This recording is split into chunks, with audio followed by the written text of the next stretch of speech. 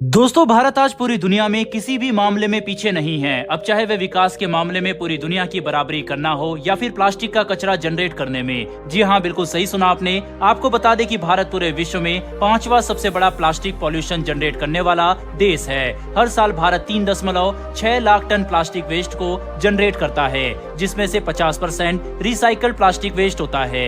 ऐसे में एक तरफ भारत ने इस गंभीर समस्या की तरफ कई सारे बड़े कदम उठाए हैं, लेकिन दोस्तों अब भारत कुछ ऐसा करने वाला है जिसके बाद प्लास्टिक की समस्या को भारत जड़ से उखाड़ कर खत्म कर देगा। जैसा कि आप जानते हैं कि इंडिया दुनिया का दूसरा सबसे बड़ा रोड नेटवर्क कनेक्टिविटी वाला देश भी है, यानी कि हमारा देश भारत दूसरा ऐसा देश है जिसमें लॉन्गेस्ट रोड नेटवर्क है। इस देश में ज्यादा से ज्यादा ट्रांसपोर्टेशन रोड के जरिए किया जाता है। अब ऐसे में दोस्तों कई बार ऐसी दिक्कतें भी आती है जहां देखा जाता है कि रोड बार बार खराब हो जाती है, टूट जाती है, उसमें गड्ढे पड़ जाते हैं और इन सब की वजह रोड को बनाने की क्वालिटी और मटेरियल में हुआ कॉम्प्रोमाइज है, जिस वजह से अक्सर देश के कई हिस्सों में सड़क में हो रही दुर्घटना देखी जाती है। इसी संदर्भ में भारत की सरकार ने एक बड़ा कदम उठाया है। अब हमारी देश की सड़कें प्लास्टिक वेस्ट से तैयार होने वाली है। दोस्तों, आप इसे किसी तरीके का जुगाड़ मत समझिएगा, बल्कि बेहतरीन तकनीक के साथ इस कारनामे को अंजाम दिया जाने वाला है। चलिए दोस्तों, आपको विस्तार से बताते हैं कि आखिर प्लास्टिक के जरिए रोड का निर्माण कैसे किया जाएगा और इसका क्या क्या फायदा है। दरअसल इकट्ठे किए गए प्लास्टिक को पहले श्रेडिंग मशीन में डाला जाता है, जहां उसके कई बारीक छोटे से छोटे टुकड़े होते हैं, यानी कि प्लास्टिक बीड्स बनाई जाती है और उसके बाद इन बीड्स के साथ 135 डिग्री तक के गर्म डांबर को मिलाया जाता है।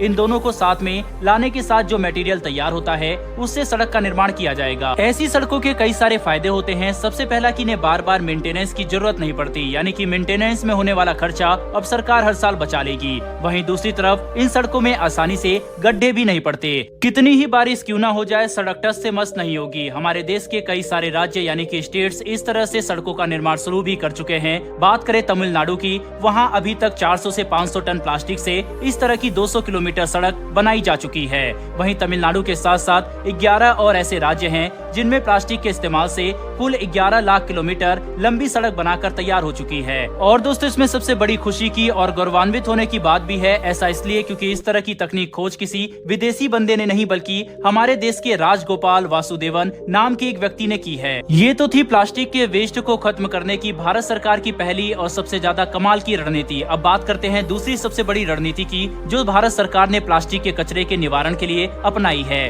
प्लास्टिक के कचरे का निवारण अपने देश से करने के लिए देश का हर एक व्यक्ति अपना योगदान दे रहा है। जी हाँ दोस्तों, राजस्थान में रहने वाले 17 वर्षीय युवा आदित्य बांगर ने प्लास्टिक से हो रहे कचरे के निवारण के लिए एक ऐसी योजना बनाई है जिसके बाद से ही पूरी दुनिया उनकी प्रशंसा कर रही है। राजस्थान के भिलवाड़ा में 17 वर्षीय आदित्य की फैक्ट्री है जिसका नाम है ट्रैश टू ट्रेजर, और इसमें ये प्लास्टिक की मदद से कपड़े तैयार करते हैं। जी हाँ दोस्तों, बिल्कुल सही सुना आपने। प्लास्टिक के कचरे से इस फैक्ट्री में कॉटन के कपड़े बनाए जाते हैं। इस तरह के काम से जहां एक तरफ आदित्य बहुत बड़ी समाज सेवा कर रहे हैं और देश की प्रगति में एक बड़ा योगदान दे रहे हैं, तो वहीं दूसरी तरफ आदित्य इससे काफी ज्यादा मुनाफा भी कमा रहे हैं। आपको बता दें कि आदित्य की इस कंपनी का टर्नओवर हाल ही में 1 करोड़ रुपए से अधिक का बताया गया है। तो वहीं दूसरी तरफ इसके इस्तेमाल से वह कई सारे लोगों को रोजगार भी दे रहे हैं। आपके मन में जरूर सवाल आया होगा कि प्लास्टिक से कपड़ा किस तरह से तैयार किया जा सकता है। तो आपको बता दें कि इसके लिए पहले तो शहर के घरों से कचरे को इकट्ठा किया जाता है,